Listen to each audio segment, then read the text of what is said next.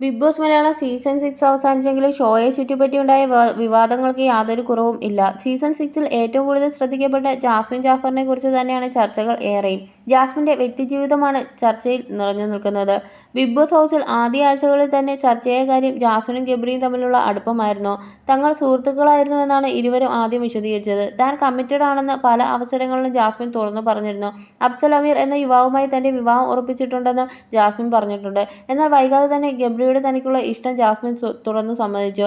Practical പ്രശ്നങ്ങൾ ഉള്ളതിനാൽ പ്രണയത്തിലല്ലാതെ പിടിച്ചു നിൽക്കുകയാണെന്ന് ജാസ്മിൻ ആദ്യം പറഞ്ഞത്. സീസൺ പകുതിയായപ്പോഴേക്കും തനിക്ക് ഗബ്രിയോട് പ്രണയമാണെന്ന് തന്നെ ജാസ്മിൻ വ്യക്തമാക്കി.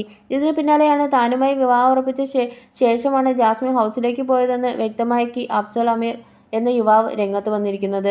ഗബ്രിയോട് പ്രണയം പറഞ്ഞ ജാസ്മിനുമായി ഇനി തനിക്ക് യാതൊരു ബന്ധവുമില്ലെന്ന് അഫ്സൽ വ്യക്തമാക്കി. തന്നെ ജാസ്മിൻ ചതിക്കുകയാണെന്നും ഇനിയും കോമാളിയായി തുടരുന്നില്ലെന്നും അഫ്സൽ അമീർ പറഞ്ഞു. ജാസ്മിനുമായി വിവാഹം ഉറപ്പിച്ചതടക്കമുള്ള ചാറ്റുകൾ അഫ്സൽ പുറത്തുവിട്ടിരുന്നു. അതേസമയം വിവാഹം മുടങ്ങിയ കാര്യമൊന്നും ജാസ്മിൻ അറിഞ്ഞിരുന്നില്ല.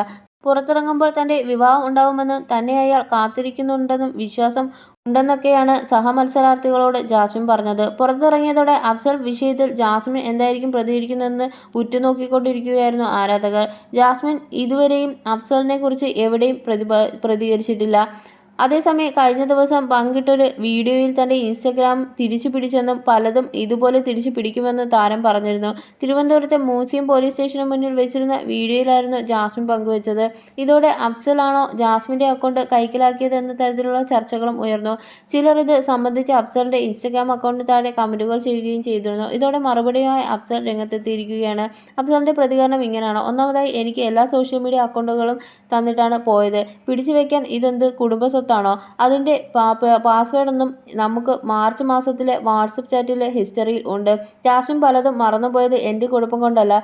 ഷോയ്ക്ക് പോകുന്നതിന് മുമ്പ് മാർച്ച് 6-ന് പാസ്വേഡും മെയിലും ചേഞ്ച് ചെയ്തതിന്റെ പ്രൂഫ് എന്റെ മെയിൽ ഐഡിയിലുണ്ട്. ഫോൺ തിരിച്ചു കിട്ടിയ ശേഷം അവൾക്ക് എല്ലാ അക്കൗണ്ടുകളും ഉപയോഗിക്കാമായിരുന്നു. ഇൻസ്റ്റ അക്കൗണ്ടിൽ ലോഗിൻ ചെയ്യാൻ എന്തെങ്കിലും പ്രശ്നമുണ്ടെങ്കിൽ എനിക്കോ സുഹൃത്തുക്കൾക്കോ ടെക്സ്റ്റ് മെസ്സേജ് അയച്ചാൽ മതിയായിരുന്നു. ഇൻസ്റ്റ ലോഗിൻ ചെയ്യാൻ പറ്റിയില്ലെന്ന് പറഞ്ഞ് പോലീസ് സ്റ്റേഷനിൽ കയറുന്ന ആളെ ഞാൻ കണ്ടിട്ടില്ല. ആ കുട്ടിയുടെ ഇൻസ്റ്റ പിടിച്ചു വെച്ചിട്ട് എനിക്ക് എന്ത് കിട്ടാനാണ്? ഇൻസ്റ്റ അക്കൗണ്ട് ഡിലീറ്റ് ചെയ്യുന്നുവെങ്കിൽ പോലീസ് സ്റ്റേഷനിൽ പോകുന്നതിന്റെ കാര്യമുണ്ടോ? എന്നിട്ട് എന്തൊക്കെയാണ് അടിച്ചിറക്കിയത്? ഞാൻ സ്റ്റേഷനിൽ പോയി കാല് പിടിച്ച് കരഞ്ഞു എന്ന് പോലീസുകാർക്ക് പോലും ഇത് തമാശയായി തോന്നുന്നു. ജാസ്മിൻ തന്നെ 3-4 തവണ വിളിച്ചപ്പോൾ എനിക്ക് എടുക്കാൻ തോന്നിയില്ല. സംസാരിക്കാൻ ഒന്നും ഇല്ലായിരുന്നു. ഒരു മെസ്സേജ് അയച്ച് ചോദിക്കേണ്ട കാര്യം വലിയ വിവാദമാക്കി മാറ്റി എന്ന് അഫ്സൽ പറയുന്നു.